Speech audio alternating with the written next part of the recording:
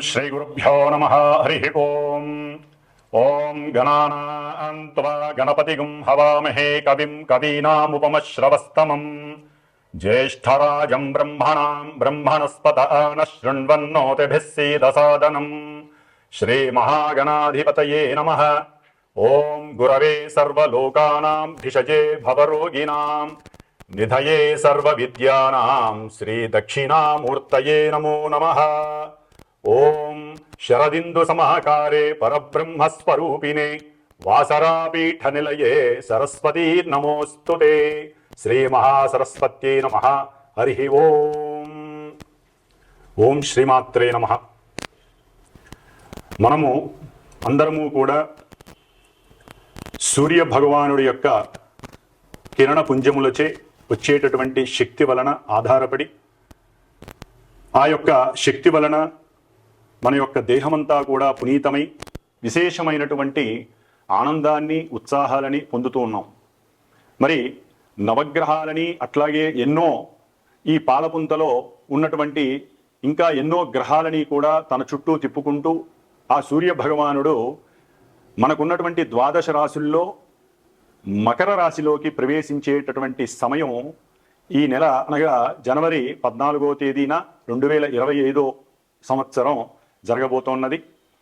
మరి ఆయన ఈ యొక్క రాశిలోకి ప్రవేశించేటటువంటి సమయాన్ని బట్టి ఆయనకి ఒక నామము ఒక నామధేయం కలుగు ఉంటుంది. అది ముఖ్యంగా ఆ రోజున అనగా జనవరి 14వ తేదీన సూర్య భగవానుడు మధ్యాహ్నము 2:30 గంటలకి వృషభ లగ్న సమయంలో ఆయన ప్రవేశించబోతున్నాడు మకర రాశిలోకి. ఆ రోజున మనకి క్రోధినామ సంవత్సరం, అట్లాగే ఆ రోజు ఉత్తరాయణం మధ్యాహ్నం ప్రారంభమవుతుంది. కాబట్టి సూర్యోదయంలోనే మనకి ఉత్తరాయణ పుణ్యకాలం అనే సంకల్పంలో చెప్పుకుంటాం. ఉత్తరాయణం హేమంత ఋతువు పుష్యమాసము, అట్లాగే బహుళ పాడ్యమి రోజున జరగబోతోన్నది. మంగళవారము వారానికి అధిష్టాన దేవత అయినటువంటి కుజుడు. కాబట్టి ఆ రోజున మకర రాశిలో ప్రవేశించేటటువంటి సూర్య భగవానుడికి మహోదరుడు అనేటటువంటి నామకరణం చేశారు పంచాంగరీత్యా. అట్లాగే మనకి ఆయన ఎన్నో రకాలైనటువంటి శిరస్సులు కలిగి ఉంటాడు, భుజాలు కలిగి ఉంటాడు.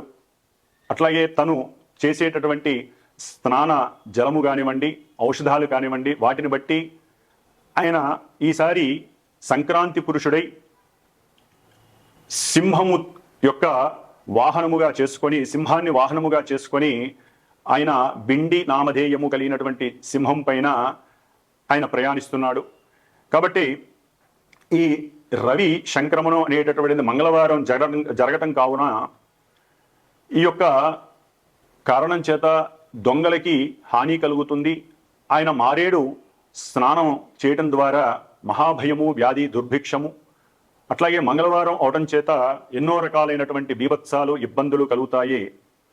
ముఖ్యముగా ఈ యొక్క సంక్రాంతి పురుషుడు కరణము మరియు వారము యొక్క అధిష్టాన దేవతల మీద, ఆ యొక్క అధిపతుల మీద ఆధారపడి మన భూమి మీద నివసించేటటువంటి మానవుల మీద, ప్రకృతి మీద తన యొక్క ప్రతాపాన్ని చూపిస్తూ ఉంటాడు.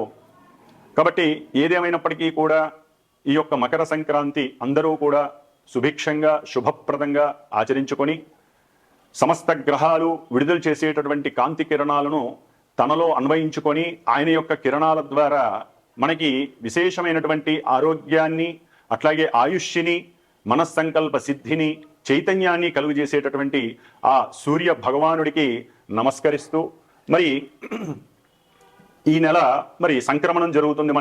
మనకందరికీ తెలిసిన విషయమే. ప్రతి నెల కూడా సూర్యుడు ఒక రాశిలో నుంచి మరి ఒక రాశిలోకి సంక్రమించేటటువంటి సమయంలో ద్వాదశ రాశుల వారికి మరి రవి, అట్లాగే బుధుడు, శుక్రుడు ఈ ముగ్గురు కూడా ప్రతి నెల కూడా 30 రోజులకు ఒకసారి సంక్రమణం చేస్తూ ఉంటారు ఒక రాశిని వదిలి ఇంకొక రాశిలోకి. అట్లాగే ఈసారి కుజుడు కూడా మరి ఎన్నో రోజులుగా నీచత్వాన్ని బట్టి వక్రీగమన స్థితిలో ఉండి వెనుకున్నటువంటి మిథున రాశిలోకి కుజ భగవానుడు కూడా ఆయన వెళ్ళబోతున్నారు.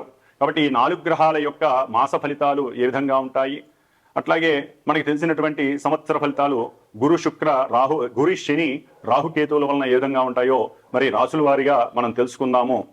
కాబట్టి ముందుగా ఆ సూర్య భగవానుడికి నమస్కరిస్తూ ఆరోగ్యం భాస్కరాదిచ్చేత్, అందరూ కూడా ఈ సంక్రాంతి పండుగని విశేషంగా చక్కగా ఆయనకి ప్రీతికరమైనటువంటి క్షీర పొంగలితో ఆయనకి నివేదన చేసి ప్రతి ఒక్కరూ కూడా గాయత్రి మంత్రాన్ని వినడం ద్వారా, అట్లాగే అర్హత కలిగిన వాళ్ళు గాయత్రి మంత్రాన్ని చక్కగా ఆచరించి అందులో ఉన్నటువంటి 24 మంది దేవతా శక్తులని వారు పొందవలసిందిగా, అట్లాగే మనం చేసేటటువంటి ఈ యొక్క గాయత్రి సంధ్యావందన ప్రక్రియల ద్వారా కానీ, సూర్య నమస్కారాల ద్వారా కానీ ఆ రోజున, అట్లాగే అరుణ పారాయణల ద్వారా కానీ సూర్య భగవానుడికి అత్యంతమైనటువంటి శక్తిని మనందరం కూడా ఇవ్వాలని చెప్పి, దాని ద్వారా ఆ సూర్య భగవానుడు మనందరికీ కూడా ఆరోగ్యాన్ని ఆయుష్ని ప్రసాదించాలని మనసారా కోరుకుంటూ, మరి ఈ యొక్క మాస ఫలితాలు ఏ విధంగా ఉంటాయి, జనవరి 14వ తేదీ నుండి మరలా ఫిబ్రవరి 13వ తేదీ వరకు ద్వాదశ రాశుల వారికి ఏ విధంగా ఉంటుందో తెలుసుకుందాం. జనవరి 14వ తేదీ 2025 సంవత్సరం నుండి ఫిబ్రవరి 13వ తేదీ వరకు ద్వాదశ రాశుల వారికి ఏ గ్రహము ఏ రాశిలో ఏ నక్షత్రంలో ఉంది, అట్లాగే వారు ఇచ్చేటటువంటి ఫలితాలు ఏ విధంగా ఉంటాయి అనేటటువంటి విషయాన్ని కనుక మనం తెలుసుకుంటే, ముఖ్యంగా వృషభ రాశిలో గురుడు రోహిణి నక్షత్రంలోను, అట్లాగే కర్కాటక రాశిలో చంద్రుడు కుజుడు ఇరువురు కలిసి, అట్లాగే కుజుడు నీచలో ఉండి వక్రీ గమనంలో కర్కాటక రాశిలోను, కన్యా రాశిలో కేతువు, అట్లాగే ధనస్సు రాశిలో బుధుడు, మకర రాశిలోకి సూర్యుడు, అట్లాగే కుంభరాశిలో శని శుక్రుడు, మీనరాశిలో రాహువు.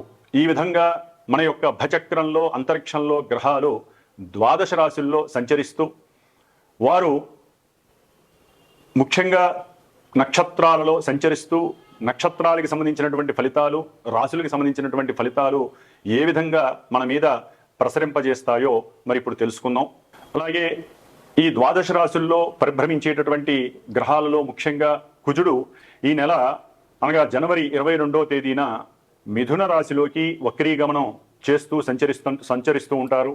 అట్లాగే బుధుడు 25వ తేదీ జనవరి ధనస్సు రాశిలోంచి మకర రాశిలోకి సంచరిస్తూ ఉంటారు. 29 జనవరి శుక్రుడు కుంభరాశిలో నుంచి మీనరాశిలోకి వెళ్ళి అక్కడ రాహువుతో యుతి చెంది తమ యొక్క గ్రహ స్థితిగతులు ఏ విధంగా ఉంటాయో తెలియజేస్తారు. ఈ యొక్క సంక్రాంతి పురుషుడు గురించి, ద్వాదశ రాశుల్లో ఉన్నటువంటి గ్రహాల గురించి ఇప్పుడు చెప్పినటువంటి విషయాలన్నీ కూడా ప్రతి రాశికి కూడా అన్వయించుకొని ఇప్పుడు ఒక్కొక్క రాశి గురించి మాట్లాడుకునే ప్రయత్నం చేద్దాం. కుంభరాశి. కుంభరాశి వారికి శుక్రుడు 29 జనవరి తర్వాత చక్కగా ద్వితీయ స్థానంలో అంటే ధనస్థానంలో ఉన్నతమైనటువంటి ఉచ్చస్థితిని పొంది, ధనస్థానంలో ఆల్రెడీ కూర్చొని ఉన్నటువంటి రాహువుతో కంజెక్ట్ యుతి అవటం ద్వారా వీరికి భార్యాభర్తల వలన ఎవరికైనా సరే కలెక్టర్ పరంగా చక్కటి ధనాదాయము చేకూరుతోంది. కుటుంబంలో కొంత అప్పుడప్పుడు ఇబ్బందికరమైనటువంటి ప్రతికూలపరమైనటువంటి సమస్యలు ఉన్నప్పటికీ కూడా కుటుంబ సౌఖ్యము కలుగుతోంది. సమయానికి కొంత సరైనటువంటి మృష్టాన్న భోజనము, విందులు, వినోదాలు, వాటి వలన ధనము ఖర్చు అయ్యేటటువంటి పరిస్థితి, దాని ద్వారా వేరే ప్రదేశానికి వీరు వెహికల్స్ రెంట్కు తీసుకోవటం, దాని ద్వారా వీరు వేరే కొత్త ప్రదేశాలకు వెళ్ళటం, ఆహ్లాదాన్ని అనుభవించాలనుకోవడం ద్వారా కూడా వీరికి కొంత ధనం అనేటటువంటిది ఖర్చు అవుతుంది. కానీ భార్యా బిడ్డలతో కొంత ఆనందాన్ని అనుభవించడానికి వారు కొంత సాహసిస్తారు. ముఖ్యంగా ఈ యొక్క కుంభరాశి వారికి పిల్లల పరంగా కొంత ఇబ్బందులు కూడా ఎదురయ్యే అవకాశాలు ఉంటాయి. వారితో మాట్లాడేటప్పుడు, తమ యొక్క పిల్లలతో మాట్లాడేటప్పుడు ఆచితూచి మాట్లాడడం ద్వారా, లేదా ఒకరికొకరు నేను గొప్ప అనుకోకుండా ఉండడం ద్వారా కొంతవరకు పిల్లలతో వచ్చేటటువంటి ప్రతికూలతలు, ఇబ్బందుల నుంచి తప్పించుకునేటటువంటి అవకాశం కలుగుతుంది.